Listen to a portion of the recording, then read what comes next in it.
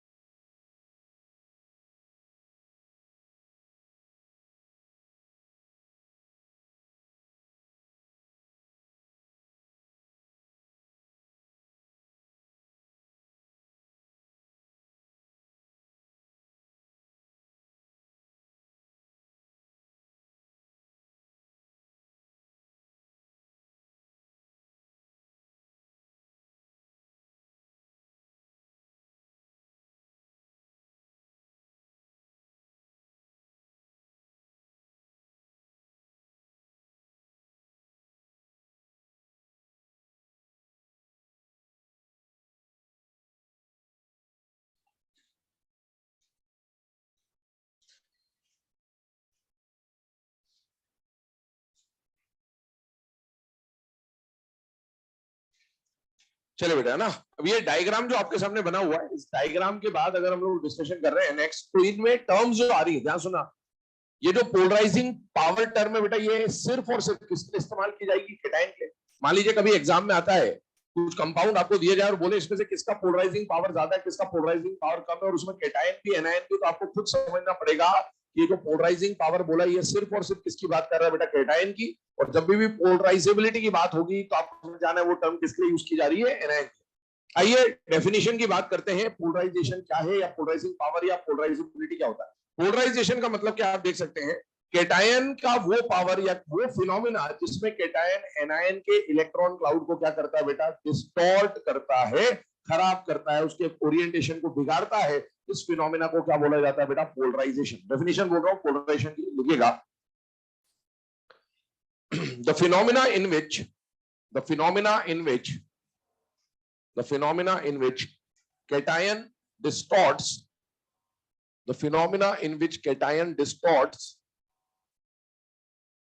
electron cloud of anion, the phenomena in which cation distorts electron cloud of anion। ठीक है, ये तो हो गई पोलराइजेशन की डेफिनेशन। सेकेंड टर्म पे आइए, polarising power.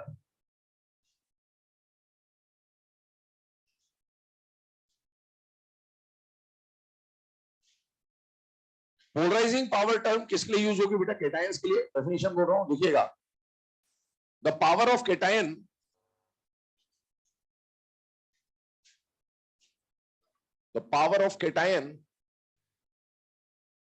to attract electron density of anion towards itself. The power of cation to attract electron density of anion towards itself.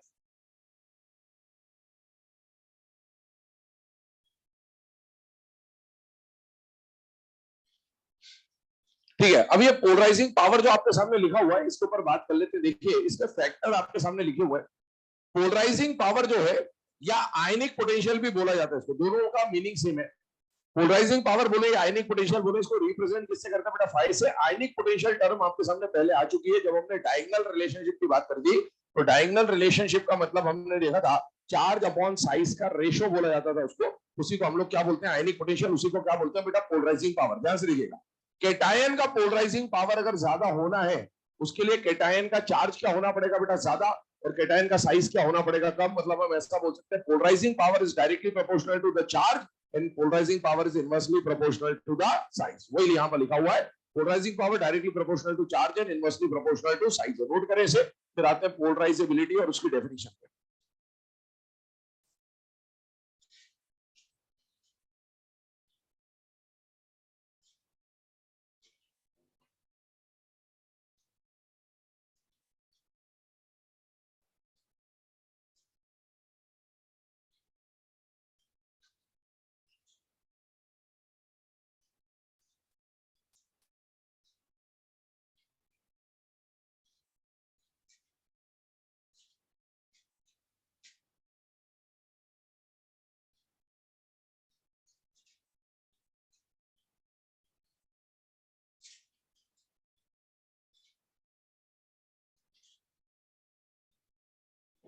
चलो बेटा, पोलराइजेबिलिटी की डेफिनेशन पे आते हैं। पोलराइजेबिलिटी जो टर्म है, ये आपको बोला किसके लिए यूज होगा बेटा? एनायन के लिए। और एनायन के पोलराइज हो जाने की एबिलिटी को हम लोग क्या बोलते हैं बेटा? पोलराइजेबिलिटी। डेफिनेशन लिखिएगा, the ability of anion to get polarised the ability of anion to get polarized। ठीक है, इसको हम लोग पोलराइजेबिलिटी बोलेंगे। अब इसके फैक्टर पे आइए तो देखिए, पोलराइजेबिलिटी, यहां से देखिएगा, यहां पर पोलराइजेबिलिटी ज्यादा होने के लिए एनायन का चार्ज क्या होना चाहिए बेटा? ज्यादा। और एनायन का साइज भी क्या होना चाहिए? बड़ा। तो polarisability is directly proportional to negative charge, या फिर charge of anion, and directly proportional to size of anion. मतलब ये और ये तीनों चीजें आपस में क्या आ जाएंगे बेटा? डायरेक्टली प्रोपोर्शनल आ जाएगी। मतलब नेगेटिव चार्ज जितना ज्यादा होगा, साइज उतना बड़ा होगा, और एनायन का साइज जितना बड़ा होगा, उतनी आसानी से वो क्या हो जाएगा बेटा? पोलराइज हो जाएगा। नोट कर लीजिए फैक्टर को। आगे बढ़ते हैं, इसके ऑर्डर्स के ऊपर बात करते हैं, इंडिविजुअल फैक्टर्स की बात करते हैं।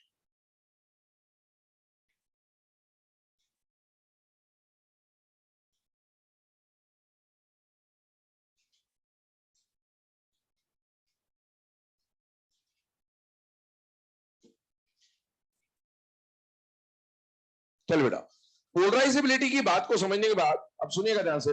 पोलराइजेबिलिटी के बाद अब हम लोग इसके ऑर्डर्स की बात करते हैं। ध्यान सुना, पोलराइजेबिलिटी में तीन फैक्टर्स काम आएंगे। पोलराइजेशन में बोल दो, पोलराइजेबिलिटी ना बोल के, पोलराइजेशन में तीन फैक्टर्स काम में आ रहे होंगे आपके। और वो तीन फैक्टर्स क्या क्या है? पहले फैक्टर तो बेटा चार्ज होगा, दूसरा फैक्टर आपको पता है साइज या रेडियस की बात हो जाएगी, तीसरा फैक्टर जो आप पढ़ेंगे वो एक रहेगा कॉन्फ़िगरेशन वाला फैक्टर। याद करिए, जब ऑक्टेट रूल के बारे में हम लोगों ने पढ़ा था, उसके एक्सेप्शन पढ़े थे, वहां पर स्यूडो इनर्ट गैस कॉन्फ़िगरेशन और pseudo inert gas plus 2 electron configuration की बात करी थी। उसका एक पूरा पैराग्राफ एनसीईआरटी के अंदर गिवन है और उसके ऊपर क्वेश्चन कभी भी पूछा जा सकता है, इसलिए उसको पढ़ना भी जरूरी है। ध्यान सुनिएगा, पहला फैक्टर जो हम लोग लगा रहे हैं वो कौन सा फैक्टर है बेटा? चार्ज। चार्ज फैक्टर की बात करें, अभी मैंने इस डायग्राम में एक लाइन बोली थी आपको, जब जब चार्ज बढ़ेगा, चाहे कैटायन का चार्ज बढ़े चाहे एनायन का चार्ज बढ़े, पोलराइजेशन बढ़ेगा। इसका मतलब सीधा सीधा लाइन बनेगा, जब जब चार्ज बढ़ेगा पोलराइजेशन बढ़ेगा। अब देखिए, चार्ज बढ़ने से पोलराइजेशन बढ़ेगा, तो आपसे एग्जाम में क्या क्या पूछा जा सकता है? कुछ कंपाउंड आपको दे देगा और बोलेगा इनमें पोलराइजेशन का ऑर्डर बनाइए, इनमें कोवेलेंट कैरेक्टर का ऑर्डर बनाइए और इनमें आयनिक कैरेक्टर का ऑर्डर बनाइए। जो ऑर्डर पोलराइजेशन का होगा वही ऑर्डर कोवेलेंट कैरेक्टर का होगा और आयनिक कैरेक्टर का ऑर्डर उसका ठीक उल्टा होगा। आइए अप्लाई करते हैं। सबसे पहले आपको दिया सीआरओ, सीआर2, O3 और सीआरओ3 और आपको बोला पोलराइजेशन का ऑर्डर बनाइए। तो बेटे यहां पर आ रहा है +2, यहां पर आ रहा है +3, यहां पर आ रहा है +6। पहली बात, जैसे ये वाला क्वेश्चन है, इसको देखिए, यहां पर आयन अलग है, जैसे सोडियम आ रहा है, मैग्नीशियम आ रहा है, एल्यूमिनियम आ रहा है, पर इसमें इसमें और इसमें एलिमेंट सेम होगा। क्रोमियम ऑक्सीजन है हर जगह, सल्फर और फ्लोरीन है हर जगह, टिन और क्लोरीन है सब जगह। इसका मतलब है यहां पर आपको 400 अलग नहीं मिलेगा, आपको basically oxidation state find out करना होगा। और आप जानते हैं डी ब्लॉक के जो एलिमेंट होते हैं उनकी प्रॉपर्टी होती है, they can show variable oxidation state. तो बेटा क्रोमियम की हमने यहाँ पर स्टेट निकालनी +2 +3 +6, या सल्फर की अगर मैं यहाँ पर बात करूं तो स्टेट निकल जाएगा +2 +4 +6, या फिर सोडियम और मैग्नीशियम और एल्यूमिनियम की चार्ज की बात करूं तो +1 +2 +3 आ जाएगा, और टिन और क्लोरीन की बात करूं तो +2 +4 आ जाएगा। अब देखिए, लेफ्ट टू राइट जाने पर सीधी सी बात है, जब जब चार्ज बढ़ेगा पोलराइजेशन बढ़ेगा। इसका मतलब है यहां से यहां जाने पर पोलराइजेशन बढ़ रहा है, अगर पोलराइजेशन बढ़ेगा तो कोवेलेंट कैरेक्टर बढ़ेगा और आयनिक कैरेक्टर क्या हो जाएगा? कम।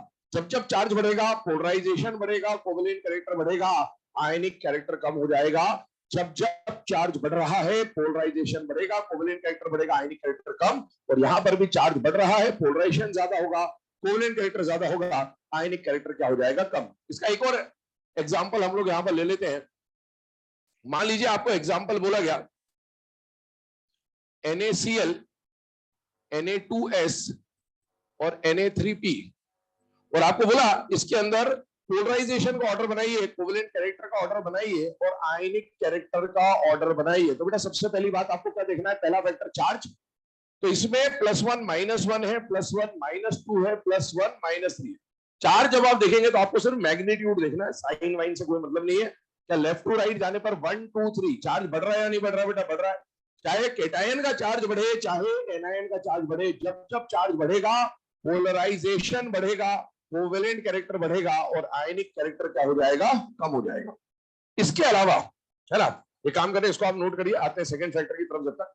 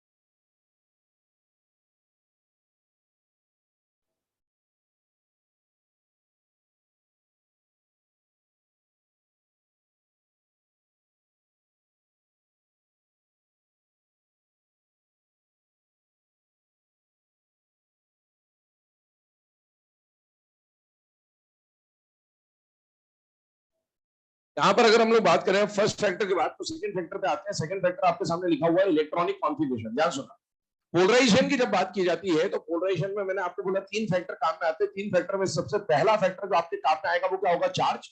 एक फैक्टर जो आएगा वो आएगा साइज या रेडियस, और बीच में एक फैक्टर काम में आता है जिस फैक्टर को बोला जाता है बेटा डीपीएस फैक्टर, या फिर हम लोग बोल सकते हैं कॉन्फ़िगरेशन वाला फैक्टर।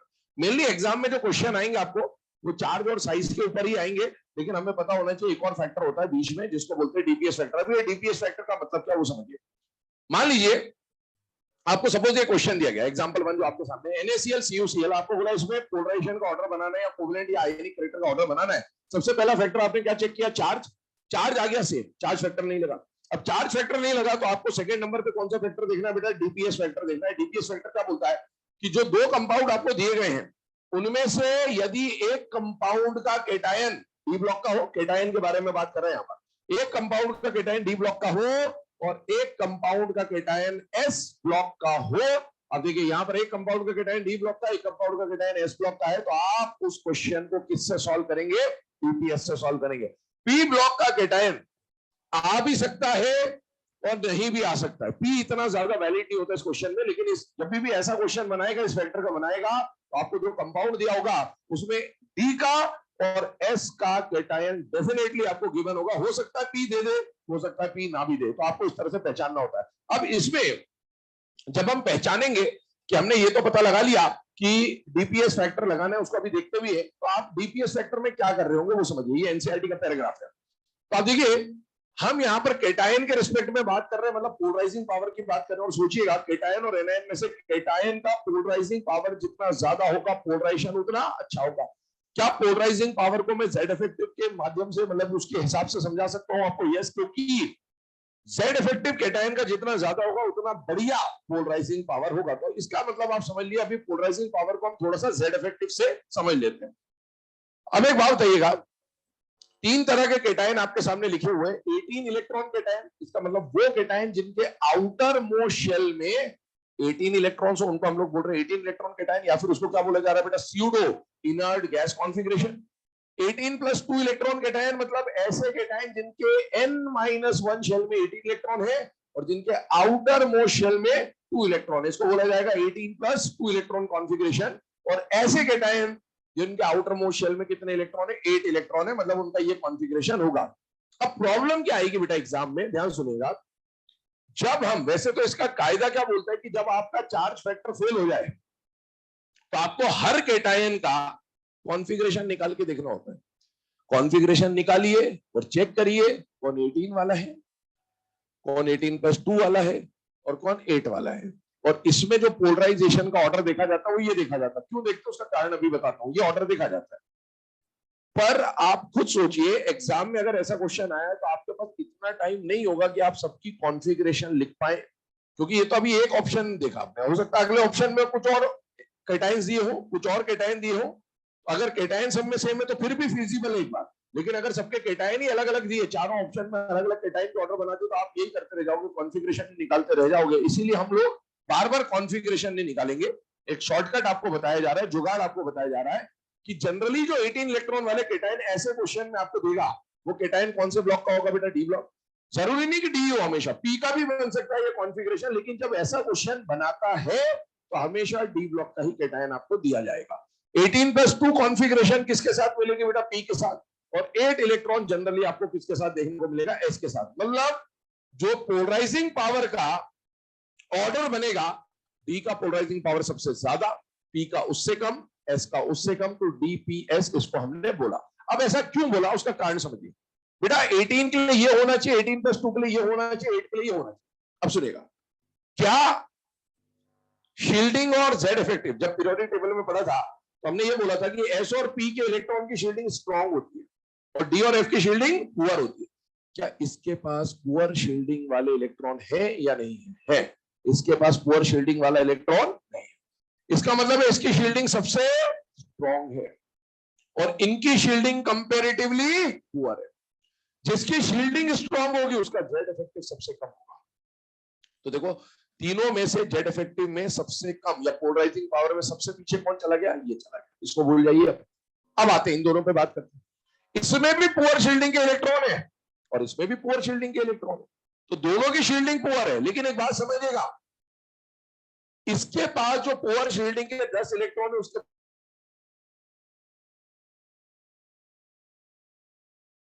के 10 इलेक्ट्रॉन थे, उसके बाद उसको कंपनसेट करने के लिए, कुछ हद तक कंपनसेट करने के लिए एस के इलेक्ट्रॉन, स्ट्रॉन्ग शील्डिंग के इलेक्ट्रॉन आ गए। तो बेटा इसकी पुअर शील्डिंग तो थोड़ी सी कंपनसेट होगी, मतलब ये लेस पुअर शील्डिंग दिखा रहा है और ये मोर पुअर शील्डिंग दिखा रहा है, मतलब इसकी शील्डिंग सबसे पुअर है। जिसकी शील्डिंग सबसे पुअर है उसका जेड इफेक्टिव सबसे ज्यादा है, इसका जेड इफेक्टिव थोड़ा सा कम है और इसका जेड इफेक्टिव सबसे कम है, और इसीलिए इन दोनों का जो ऑर्डर बनेगा वो ऐसा ऑर्डर बन जाएगा। तो ये आपके सामने शील्डिंग का ऑर्डर लिखा हुआ है, या फिर हम बोल देते हैं इनका पोलराइजिंग पावर का ऑर्डर लिखा हुआ है कि डी का पोलराइजिंग पावर सबसे ज्यादा, या 18 वालों का पोलराइजिंग पावर सबसे ज्यादा, 18 प्लस 2 का उससे कम, 8 का उससे कम, या डीपीएस शॉर्ट में आप याद रखें। आइए इसको अप्लाई करते हैं। एनएसीएल आपको दिया गया और NaCl और CuCl में आपको बोला आप पोलराइजिंग पावर का ऑर्डर बनाइए। पहला फैक्टर आपने लगाया चार्ज, पहला फैक्टर लगाया चार्ज, और पहला फैक्टर यहां भी आपने क्या लगाया बेटा, चार्ज। चार्ज फैक्टर सेम हो गया, चार्ज के बाद क्या लगाएंगे, डीपीएस। अब देखिए एक का कैटायन एस का, एक का डी का, एक का एस का, एक का डी का, एक का एस का, एक का डी का, बीच में पी आ भी सकता है, नहीं भी आ सकता है, चलेगा। डीपीएस के हिसाब से डी वालों का पोलराइजेशन ज्यादा, कोवेलेंट कैरेक्टर ज्यादा, आयनिक कैरेक्टर कम। डी का पोलराइजिंग पावर ज्यादा, पोलराइजेशन ज्यादा, कोवेलेंट कैरेक्टर ज्यादा, आयनिक कैरेक्टर कम। और डीपीएस के हिसाब से पोलराइजेशन ज्यादा, कोवेलेंट कैरेक्टर ज्यादा और आयनिक कैरेक्टर कम। ये ऑर्डर बन के आ जाएगा। नोट करिए इसे, आगे बढ़ते हैं थर्ड फैक्टर साइज की तरफ।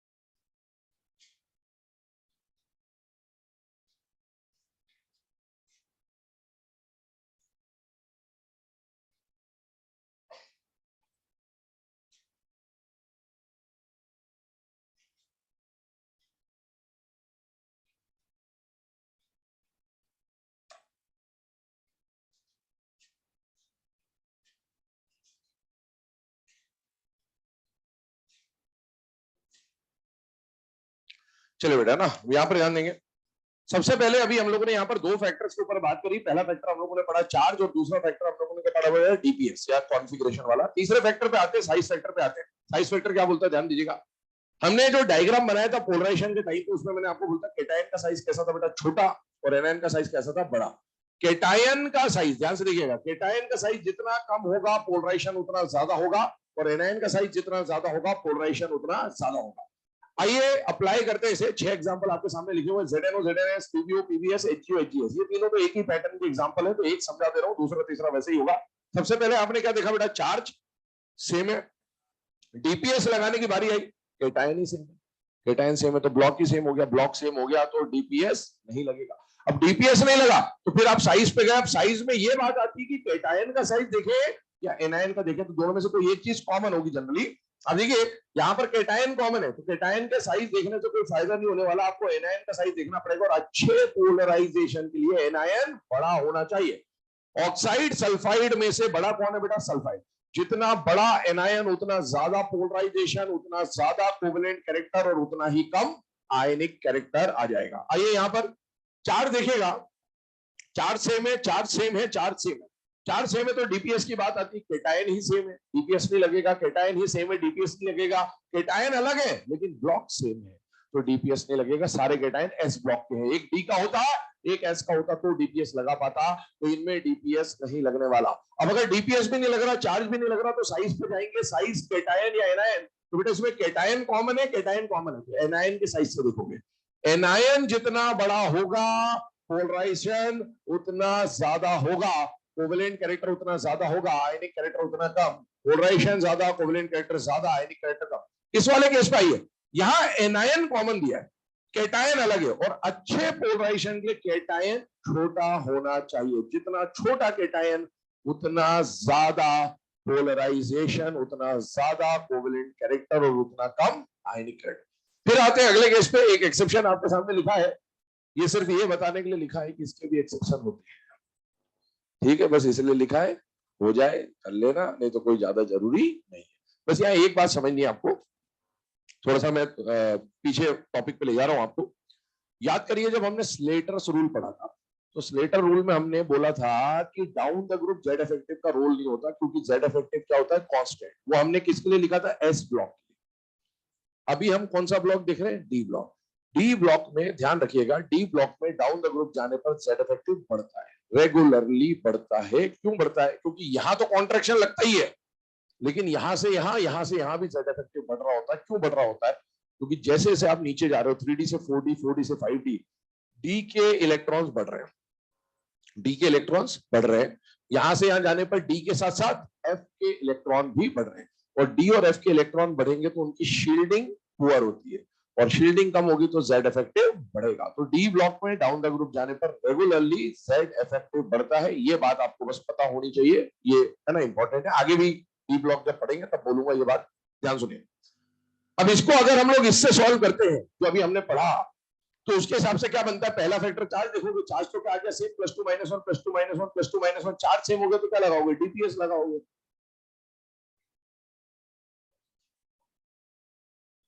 सो रहा है क्लास में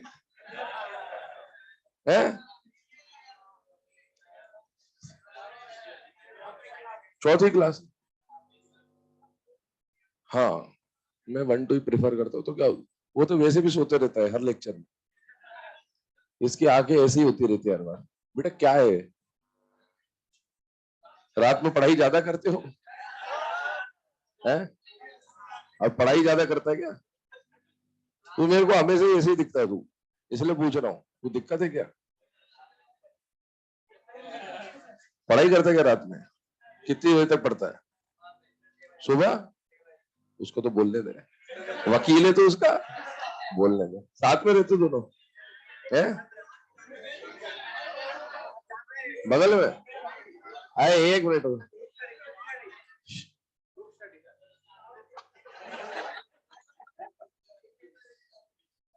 माइक बंद करके फिर मैं सुना सकता हूँ, बढ़िया, और बढ़िया ही सुनाऊंगा मैं। हाँ बोल, क्या बोल रहा था, अच्छा बोल, कितने बजे तक पढ़ता है, 6 बजे तक, फिर क्या करता है, फिर सोता है, फिर उठता कितने बजे, 6 घंटे सोता है तू, बस खत्म हो जाएगा बेटा कुछ दिन में। हाँ वाकई बोल रहा हूँ, पूरी नींद निकालो, है ना। अब तू वहां पढ़ता है, यहाँ के 16 क्लास पे, क्या मतलब निकलेगा ऐसा पढ़ने से? कोई फायदा नहीं होगा बेटा। है 10 घंटे सो, क्या दिक्कत है? 4 घंटे में पढ़ लो जो पढ़ना है, 6 घंटे में वैसे क्या पढ़ लेते हो?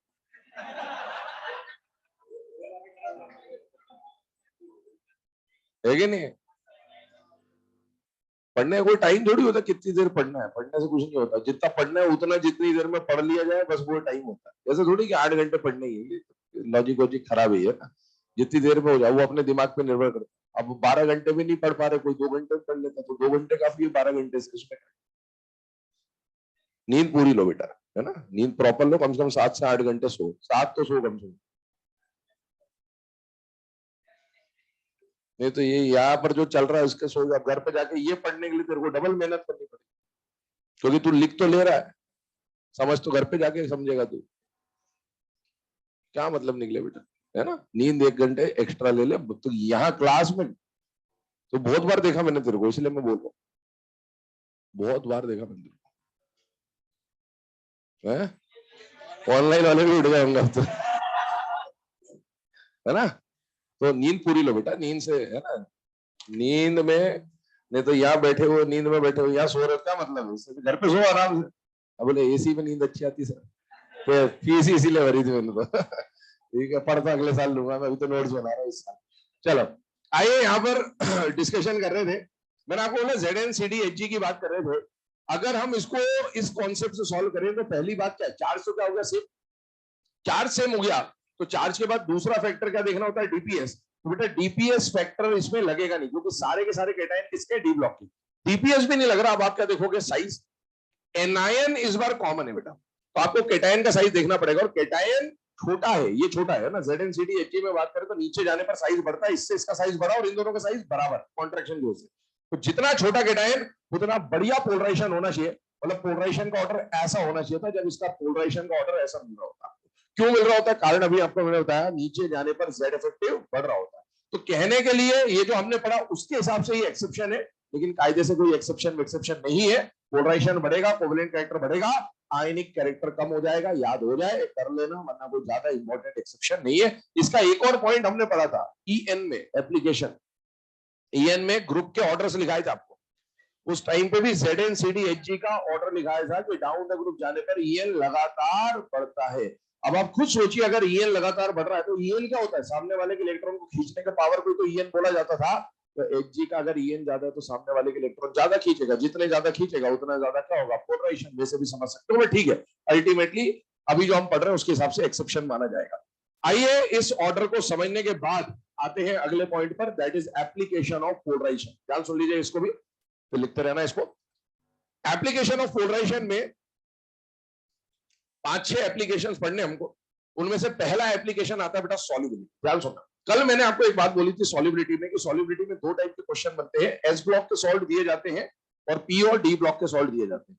जब एस ब्लॉक का सॉल्ट देगा, एस ब्लॉक का सॉल्ट मतलब केटायन एस ब्लॉक का हो, ऐसे कंपाउंड आए तो उसमें आपको सॉल्युबिलिटी को लैटिस एनर्जी और हाइड्रेशन एनर्जी से सॉल्व करना होता है। लेकिन अगर केटायन डी ब्लॉक का हो या केटायन पी ब्लॉक का हो, ऐसे क्वेश्चन में आपको लैटिस हाइड्रेशन से सॉल्व ना करके पोलराइजेशन से सॉल्व करना होता। पोलराइजेशन से कैसे सॉल्व करें वो समझना हम लोग देखिएगा।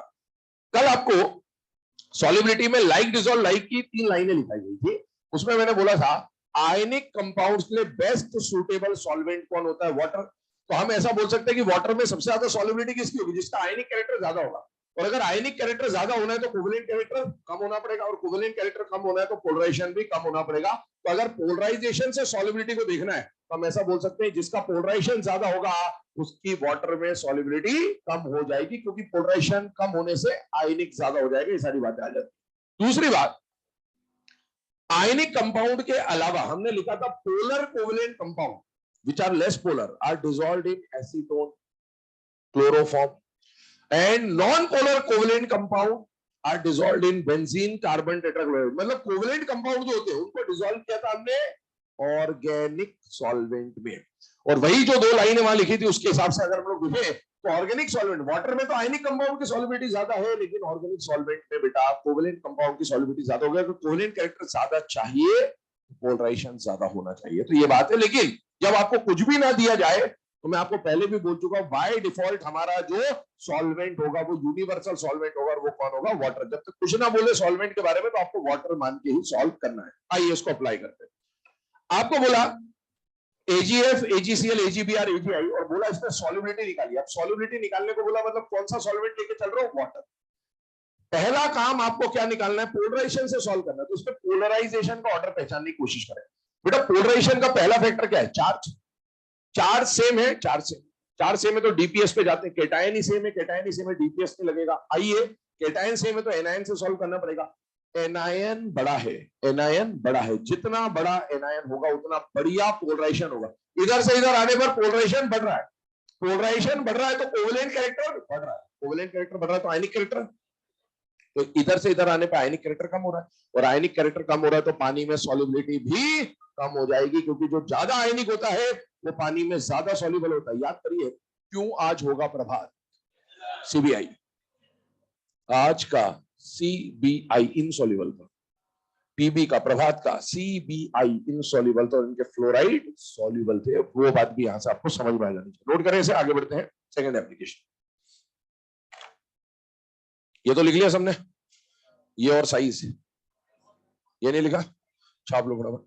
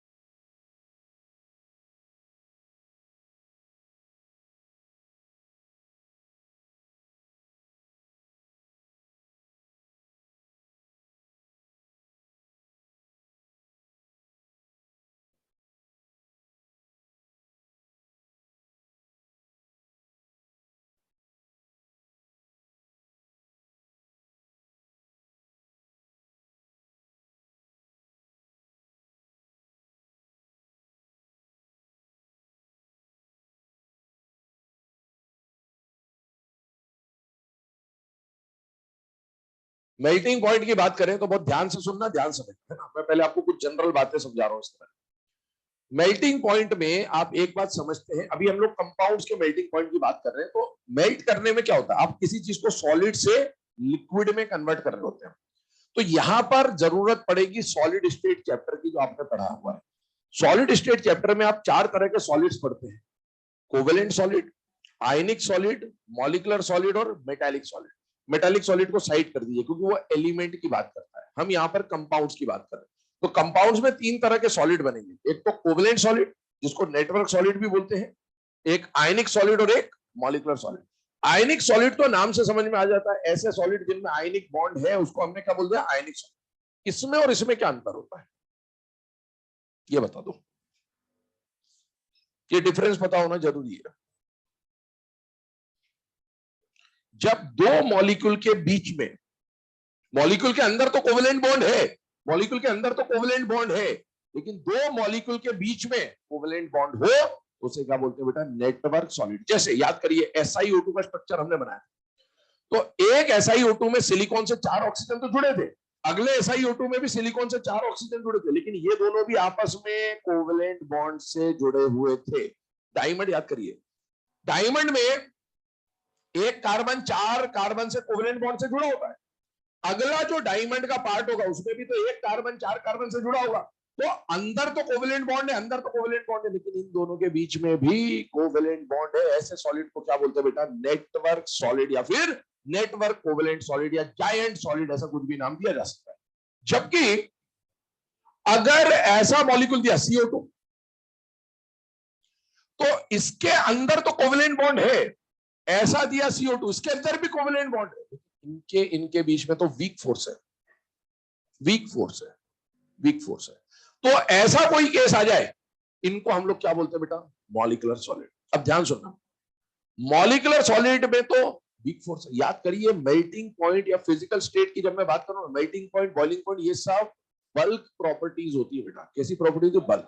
इसमें एक मॉलिक्यूल का खेल है ही नहीं, इसमें मॉलिक्यूल मॉलिक्यूल के इंटरेक्शन का खेल है। और हो क्या रहा है, ये मॉलिक्यूल मॉलिक्यूल का इंटरेक्शन सबसे वीक, ये मॉलिक्यूल मॉलिक्यूल का इंटरेक्शन सबसे वीक है, इसका मेल्टिंग पॉइंट सबसे कम होगा। इन दोनों में कंपेयर करिए, आयनिक में इंटरेक्शन तो पावरफुल होता है, लेकिन इनका नेटवर्क स्ट्रक्चर नहीं होता है, ये स्ट्रक्चर कहीं ना कहीं जाके खत्म हो जाता है, जबकि इसमें नेटवर्क स्ट्रक्चर है बेटा।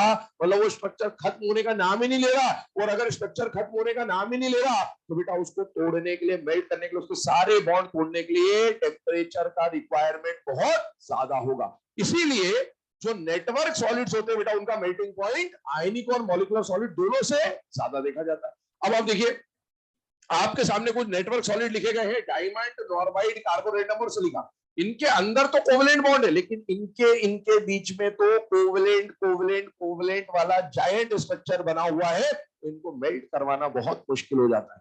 डायमंड तो आप जानती है बहुत ज्यादा मेल्टिंग पॉइंट होता है, हाईएस्ट मेल्टिंग पॉइंट ही है। सिलिका रेत होता है बेटा, मिट्टी। अगर ये आसानी से मेल्ट होता तो कोटा की भयंकर गर्मी में 50 डिग्री 52 डिग्री में कहीं ना कहीं ये मेल्ट हो जाता, और ये मेल्ट नहीं होता है ना। तो ये ध्यान रखिए, तो ये सब मेल्टिंग पॉइंट ज्यादा, नेटवर्क सॉलिड्स का मेल्टिंग पॉइंट ज्यादा किससे, आयनिक से, और आयनिक का मेल्टिंग पॉइंट ज्यादा किससे, मॉलिक्यूलर सॉलिड से।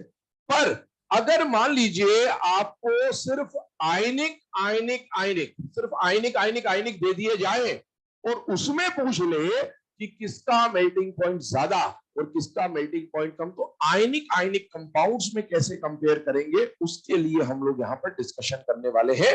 अगर जो आयनिक आयनिक कंपाउंड्स दिए जाएंगे उसमें कोई ना कोई आपको क्या दिया जाएगा बेटा, कॉमन आयन। अगर कॉमन आयन ग्रुप 1 का केटायन हो, मतलब lithium, sodium, potassium, rubidium, caesium में से कोई केटायन हो, या फिर फर्स्ट पीरियड और सेकेंड पीरियड का एनायन हो, ग्रुप 1 का केटायन हो या फर्स्ट और सेकेंड पीरियड का एनायन हो, ऐसे केस में आपको क्या लगाना होगा, लैटिस एनर्जी। इसको बोला जाएगा हकन ऑफ। क्या बोला जाएगा, हकन ऑफ। ठीक है, तो अगर कॉमन आयन ग्रुप 1 का केटायन हो या हकन ऑफ में से कोई एनायन हो, तो आपको क्या लगा देना है बेटा, लैटिस एनर्जी। अब सोचिए, अगर कोई लैटिस मजबूत है, लैटिस एनर्जी क्या बताता है, लैटिस की मजबूती को बता रहा है। अगर कोई लैटिस मजबूत है तो उसको मेल्ट करना मुश्किल होगा, तो टेम्परेचर ज्यादा देना पड़ेगा। और अगर कॉमन आयन इनके अलावा कोई हुआ तो उस क्वेश्चन को आप लैटिस एनर्जी से सॉल्व ना करके पोलराइजेशन से सॉल्व करिएगा। अब बेटा एक बात समझना, इसको भूल जाइए, अब हम इसकी बात नहीं कर रहे, अब हम इसकी और इसकी बात कर रहे हैं। अब हम इसकी और इसकी बात कर रहे हैं। क्या इसके अंदर आयनिक बॉन्ड होता है? यस। क्या इसके अंदर कोवेलेंट बॉन्ड होता है? यस। तो अब मैं आयनिक जब बोलूंगा तो मैं इसकी बात कर रहा हूं, और अब मैं जो कोवेलेंट बोलूंगा मैं उसकी बात कर रहा हूं। ध्यान सुनिएगा, अगर पोलराइजेशन से सॉल्व कर रहे हैं तो अगर पोलराइजेशन कम है तो कोवेलेंट कैरेक्टर कम है, और कोवेलेंट कैरेक्टर कम है तो आयनिक कैरेक्टर ज्यादा है। और क्या आयनिक और कोवेलेंट में से आयनिक वालों का मेल्टिंग पॉइंट ज्यादा होगा या नहीं होगा? होगा। तो जिसका आयनिक कैरेक्टर ज्यादा उसका मेल्टिंग पॉइंट ज्यादा, लेकिन आयनिक से भी ज्यादा किसका होता है बेटा? नेटवर्क सॉलिड्स का होता है। ये अपने को पता होगा। तो इसको नोट करिए, आगे डिस्कशन स्टार्ट करते हैं इसके एग्जांपल्स को।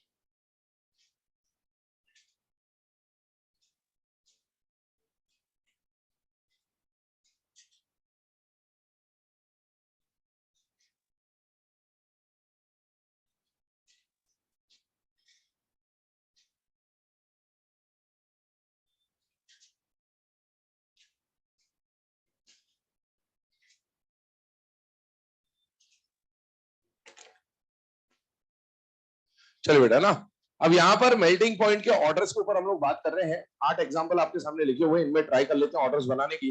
सबसे पहला वाला जो एग्जांपल आपके सामने आ रहा है बेटा, NaF MgF2 LF3। ठीक है, सबसे पहले आपको चेक कर लेना है कि क्या कोई नेटवर्क सॉलिड तो नहीं है इनमें से। तो इनमें कोई भी नेटवर्क सॉलिड डायमंड, नॉर्माइट, कार्बोनेटम, सिलिका नहीं है। अगर वो आता है तो आपको डायरेक्टली फिर ऑर्डर पता होना चाहिए कि उनका क्या होता है। अब आयनिक आयनिक में अगर हम लोग बात करें ना बेटा, तो आयनिक आयनिक में क्या कंडीशन बन रही थी, हमको सबसे पहले क्या ढूंढना होगा बेटा, कॉमन आयन ढूंढना होगा। आप देखिए इन सब में पहले वाले केस में कॉमन आयन कौन दिया बेटा, फ्लोराइड। क्या फ्लोराइड ग्रुप 1 और हकन ऑफ में से आ रहा है या नहीं आ रहा बेटा, आ रहा है। अगर ग्रुप 1 या हकन ऑफ में से आ रहा है तो आप किससे सॉल्व करेंगे बेटा, लैटिस एनर्जी से। पहले इनका लैटिस एनर्जी का ऑर्डर बनाएंगे। लैटिस एनर्जी का पहला फैक्टर क्या है बेटा, चार्ज। चार्ज बढ़ेगा तो एनर्जी बढ़ेगी, और एनर्जी बढ़ रही है, लैटिस एनर्जी बढ़ रही है, तो लैटिस एनर्जी जिसकी ज्यादा होगी उसका मेल्टिंग पॉइंट भी ज्यादा होगा। मतलब जो ऑर्डर लैटिस एनर्जी का, वही ऑर्डर किसका आ जाएगा, मेल्टिंग पॉइंट का भी आ जाएगा। सेकंड वाले केस पे चलते हैं। कॉमन आयन क्लोराइड दिया हुआ है। क्लोराइड ना तो ग्रुप 1 का कॉमन आयन है और ना ही हकन ऑफ में से आ रहा है। इसका मतलब इसके लिए आप क्या यूज करेंगे बेटा, पोलराइजेशन। चलिए पोलराइजेशन अगर आप यूज करेंगे तो पोलराइजेशन का फैक्टर भी, पहला फैक्टर क्या होता है, चार्ज। जब जब चार्ज बढ़ेगा पोलराइजेशन बढ़ेगा, और अगर पोलराइजेशन बढ़ रहा है तो मेल्टिंग पॉइंट कम हो जाएगा। तो जो पोलराइजेशन का ऑर्डर उसका ठीक उल्टा हो जाएगा, मेल्टिंग पॉइंट का ऑर्डर। आइए CSF, CSCl, CSBr, CSI, common ion कौन आ रहा है बेटा, सीजियम। क्या सीजियम ग्रुप 1 का केटायन है या नहीं है बेटा, है। आपको लगाना पड़ेगा लैटिस एनर्जी। लैटिस एनर्जी का ऑर्डर किस पे डिपेंड करेगा, चार्ज और रेडियस पे। चार्ज तो सेम है, जैसे जैसे रेडियस बढ़ रहा है एनर्जी कम होगी, because E is directly proportional to Q1 Q2 upon R, physics का फॉर्मूला याद करिए। रेडियस कम है, एनर्जी ज्यादा होगी, और जिसकी लैटिस एनर्जी ज्यादा होगी उसका मेल्टिंग पॉइंट भी ज्यादा होगा। सेम ऑर्डर आएगा लैटिस एनर्जी और मेल्टिंग पॉइंट का। अब आइए यहाँ पर कॉमन आयन क्लोराइड है, पोलराइजेशन लगेगा। पोलराइजेशन लगेगा तो पोलराइजेशन का पहला फैक्टर क्या बेटा, चार्ज। क्या चार्ज सेम है, अलग अलग है, अलग है, अलग है। जब जब चार्ज बढ़ेगा पोलराइजेशन बढ़ेगा, मतलब इसका पोलराइजेशन तो बाकी दोनों से ज्यादा है। जिनका चार्ज सेम हो जाता है उसमें डीपीएस लगाते हैं, एक एस ब्लॉक का है, एक डी ब्लॉक का है। डी वाले का पोलराइजेशन ज्यादा होगा। अगर पोलराइजेशन का ऑर्डर ये है तो मेल्टिंग पॉइंट का ऑर्डर ठीक इसका उल्टा हो जाएगा, because polarisation and melting point are inversely proportional. आइए अगले केस पे आते हैं। कॉमन आयन आपको क्या दिया बेटा, फ्लोराइड। फ्लोराइड हकन ऑफ में से आ रहा है, मतलब आप लैटिस एनर्जी सॉल्व करेंगे, लैटिस एनर्जी का ऑर्डर बनाए, बेटा चार्ज सेम है, रेडियस बढ़ रहा है, रेडियस बढ़ रहा है तो एनर्जी कम हो जाएगी। मतलब एनर्जी का ये ऑर्डर है, जो ऑर्डर लैटिस एनर्जी का वही ऑर्डर मेल्टिंग पॉइंट का हो जाएगा। अगले वाले केस में आइए, कॉमन आयन हकन ऑफ में से आ रहा है, लैटिस एनर्जी से सॉल्व होगा, चार्ज सेम है, साइज छोटा है तो एनर्जी ज्यादा होगी, साइज बड़ा है तो एनर्जी कम होगी, और जो ऑर्डर लैटिस एनर्जी का है वही ऑर्डर मेल्टिंग पॉइंट का भी आ जाएगा। आते हैं 6th 7th और 8th वाले केस में। ये दोनों एक्सेप्शन है, ये दोनों एक्सेप्शन है, तो इनका मैं ऑर्डर लिख दे रहा हूं। याद हो सके तो कर लेना, वरना कोई जरूरत नहीं है ना। यहाँ पेपर वेपर में आपको मिल जाएगा, रेस वेस पे एक आध इसमें शायद क्वेश्चन दे रखा है, इसलिए मैं बता दे रहा हूं, वरना इसका कोई इंपॉर्टेंस नहीं है। NaCl, KCl, RbCl, CSCl और सबसे कम LiCl। LiCl के पीछे जाने का रीजन आप ये भी बोल सकते हो कोवेलेंट है, तो इसलिए पीछे चला गया, ऐसा भी मान सकते हैं। और ऐसे यहां पर अगर हम लोग बात करें तो MgO, CaO, SRO, सॉरी उल्टा ऑर्डर बना रहा हूं। देखिए इसमें अगर मैं बात करूं तो वैसे आप समझ ले थोड़ा सा, ऑक्साइड की अगर बात करें तो इसमें क्या लगेगा, लैटिस एनर्जी लगेगा, हकन ऑफ में। तो लैटिस एनर्जी का ऑर्डर बनाइए तो ये ऑक्साइड ही था, लैटिस एनर्जी सॉल्व हुआ था, डाउन द ग्रुप जाने पर मेल्टिंग पॉइंट क्या होने चाहिए था, कम। तो वही ऑर्डर यहाँ पर भी है, MgO, CaO, SRO। बस यहाँ पर कौन आ जाएगा, BeO। वो जो बेरिलियम सबसे ज्यादा होना था वो सबसे पीछे ना आके सेकेंड लास्ट पे आ गया। और इसका कारण भी बोल सकते हो, कल बताया था आपको, सम इंपॉर्टेंट कंपाउंड में BeO भी NCERT कोवेलेंट मान के चलता है, तो इसीलिए BeO मैक्सिमम पे ना होके पीछे आ जाता। तो आप अगर याद रख सकते हो तो याद रख लेना, वरना कोई इतना ज्यादा इंपॉर्टेंट ऑर्डर नहीं है तुम्हारा। ये लिख लिया सबने,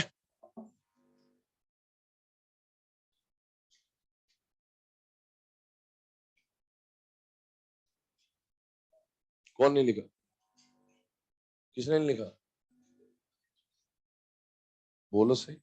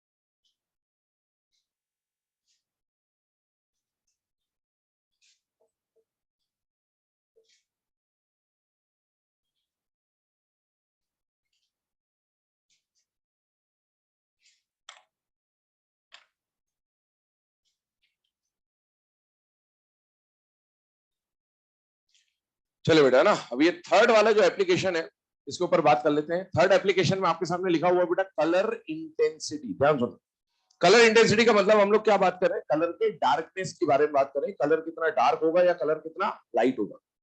आपके सामने एक फैक्टर लिखा हुआ है, colour intensity is directly proportional to covalent character, directly proportional to polarisation. ध्यान सुनो, एक स्टेटमेंट जनरली बोला जाता है कि जो आयनिक कंपाउंड होते हैं वो जनरली कलरलेस होते हैं और जो कोवेलेंट कंपाउंड होते हैं वो जनरली कलर्ड होते हैं।